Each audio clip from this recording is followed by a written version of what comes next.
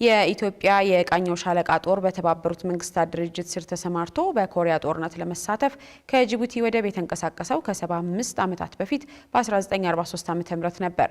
በአዲስ አበባ ዩኒቨርሲቲ የኢትዮጵያ ጥናት ኢንስቲትዩትም ከኮሪያ ጦር አርበኞች ማህበር ጋር በመተባበር የፊታችን ቅዳሜ የሚከበረውን የቃኘው ሻለቃን 75ኛ ዓመት የምስረታ በዓል በማስመልከት በትናንትናው ዕለት የውይይት መድረክ አካሂዷል። በመድረኩ የኢትዮጵያ ሰላም አስከባሪዎች ታሪካዊ አስተዋጽኦ የሚያሳይ ኤግዚቢሽን፣ ፓናል ውይይትና የምሁራዊ ገለጻ በራስ መኮንን አዳራሽ ተካሂዷል። ሰላማዊት ጌታሰው የቃኘው ሻለቃ ጦር በኮሪያ ጦርነት የነበረን ጦርነት እንደሚከተለው ታስቃኘናለች። ከ1100 በላይ መኮንኖችንና ወታደሮችን ያካተተው የመጀመሪያው የኢትዮጵያ የቃኘው ሻለቃ ጦር በተባበሩት መንግስታት ድርጅት ስር ተሰማርቶ በኮሪያ ጦርነት ለመሳተፍ ከጅቡቲ ወደብ የተንቀሳቀሰው ከ75 ዓመታት በፊት በ1943 ዓ.ም ነበር። ይህም የሆነው ከ76 ዓመታት በፊት ሰሜን ኮሪያ ጎረቤቷን ደቡብ ኮሪያን መውረሯን ተከትሎ ነው። የተባበሩት መንግስታት ድርጅት የጸጥታው ምክር ቤትም ሰኔ 19 ቀን 1942 ዓ.ም ባደረገው ስብሰባ ሰሜን ኮሪያ የጠባ ጫሪነት ተግባሯን በአስቸኳይ እንድታቆም ቢያስጠነቅቅም ሰሜን ኮሪያ ግን ውሳኔውን ቸል በማለት ወረራዋን ቀጠለች። የጸጥታው ምክር ቤትም ለዓለም ሰላም ሲባል ወረራው እንዲቆም በመወሰኑ ይህን የደገፉ 16 ሀገሮች ወታደሮቻቸውን ለመላክ ሲወስኑ ኢትዮጵያ አንዷ ነበረች። ከ10 መድፈኛ ሻለቆች ተውጣቶ የተመሰረተው ጦር ቃኘው ሻለቃ የሚል ስያሜ ተሰጥቶት በእንግሊዛውያን ወታደሮች 8 ወራት የፈጀ ስልጠና ሲወስድ ቆየ። በመጨረሻም ሚያዝያ 5 ቀን 1943 ዓ.ም ቀዳማዊ ኃይለ ሥላሴ ባሉበት የቃኘው ሻለቃ አባላት ችሎታቸውን በመስክ አሳዩ። ንጉሱም በጋራ ደህንነት መርህ መሰረት ለዓለም ሰላም ዘብቁሙ፣ በኮሪያ ልሳነ ምድርም ሕግና ስርዓትን አስከብሩ ብለው እንደላኳቸው የታሪክ ድርሳናት ያሳያሉ። በወቅቱ የቃኘው ሻለቃ አባላት ከአፍሪካ የሄዱ ብቸኛ ወታደሮች የነበሩ ሲሆን ደቡብ ኮሪያ ሲደርሱም የአገሪቱ ፕሬዝዳንት ሲንግማን በደስታ እንደተቀበሏቸው ይነገራል። 75 years ago, the world was in turmoil. And in response to the United Nations call, a nation thousands miles away, a nation that knew the pain of aggression and the value of freedom, did not hesitate. We are here today to honor the brave soldiers of Ethiopia Imperial Guard, the Gangnew Battalion, who answered that call. አባቶቻችን በዚያን ጊዜ ሲሄዱ ወጣቶች ነበሩ። የ18 የ19 ከፍተኛው 21 ዓመት ሆኗቸው በወጣትነታቸው ነው ወደ ኮሪያ በግርማዊ ቀዳማዊ ኃይለ ሥላሴ መመሪያ መሰረት ወደ ኮሪያ የዘመቱት። ያው በሰሜንና በደቡብ ኮሪያ በነበረው የዛን ጊዜ የሶሻሊስቱ ርዕዮተ ዓለም የሰሜኑን ኮሪያ ሶቪየት ህብረት ግዛት ስታደርግ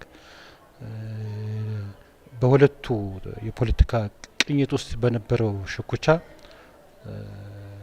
በነበረው ጦርነት ነው ገዛ ለማድረግ በተባበሩት የመንግስታት ጥሪ አባቶቻቸው ወደዚያው የዘመቱትና በጦርነቱም የኢትዮጵያ ሻለቃ በዋና ዋና ውጊያዎች ላይ እንደተሳተፈ የሚነገር ሲሆን በሽምቅና በደፈጣ ውጊያዎች የሚስተካከለው እንዳልነበርም በራሳቸው በኮሪያውያን ጭምር ይመሰከርለታል። ኢትዮጵያ በአጠቃላይ በ5 ዙር 6037 ወታደሮችን ያዘመተች ሲሆን በዚህ ዘመቻ ሴቶችም ተሳትፈው ነበር። በጦርነቱ ማብቂያ ከተባበሩት መንግስታት ድርጅት ስር ሆነው ከተዋጉ 21 ሀገራት መካከል ሁሉም በኮሚኒስት እጅ የወደቁ ምርኮኛ እስረኛ ሲኖራቸው አንድም ምርኮኛ ያልተያዘባት ብቸኛ ሀገር ኢትዮጵያ ናት። ይህን መሰረት በማድረግ የወቅቱ የጥበብ ሰዎች የኮሪያ ዘማቾችን ሲያወድሱ አጨደው ከመረው ወቃው እንደገብስ የኢትዮጵያ አርበኛ ኮሪያ ድረስ እያሉ ዘማቾችን ያወድሷቸው እንደነበርም ይነገራል። ጦርነቱ አብቅቶ የምርኮ ልውውጥ ሲደረግ ደቡብ ኮሪያ 8343፣ አሜሪካ 4714፣ እንግሊዝ 977 እንዲሁም ሌሎች 13 ሀገሮች ምርኮኛ ሲቀበሉ ኢትዮጵያ ግን አንድም ሰው ያልተማረከባት ብቸኛ ሀገር መሆኗን በኢትዮጵያ የኮሪያ ሪፐብሊክ አምባሳደር ይናገራሉ። From the hills of Chuncheon to the harrowing fighting on Pokchap Hill, the Ethiopian soldiers showed unparalleled valor. They fought 253 times and were never defeated. They fought as both aggressors and defenders, often in the dead of the night, earning them the nickname the Ghost. from their adversaries who fear their fierce determination and silent, skilled warfare. Yet their legacy is not just one of combat, but of unmatched honor. It is a legendary fact that not a single Ethiopian soldier surrendered, and not a single soldier was ever captured by the enemy.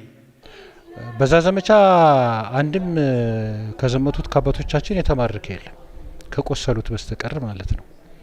ያው እንደምታውቁ አባቶቻችን የሰሩት ስራ ዳግመኛው አድዋ ነው ለማለት እኔ እደፍራለሁ እና በዚህ በ3 አመት ውጊያ ውስጥ አንድም ሰው ሳይማረከብን አንድም ወደ 122 ሰው ብቻ ነው የሞተው። ወደ 556 ሰው አካባቢ ቆስሏል። የተማረከ የለንም። ከዘመቱት 16 እና 21 ሀገሮች ናቸው። 16ቱ በውጊያ የተሳተፉ ናቸው። ከዛ ውስጥ አንድም ምርኮኛ ኢትዮጵያ አላስተናገደችም እና ንጉሱ ከፍተኛ አስተዋጽኦ በማድረጋቸው ለኛም ኩራት ሆኖ ዛሬ ላይ ተቀምጦ ይገኛል።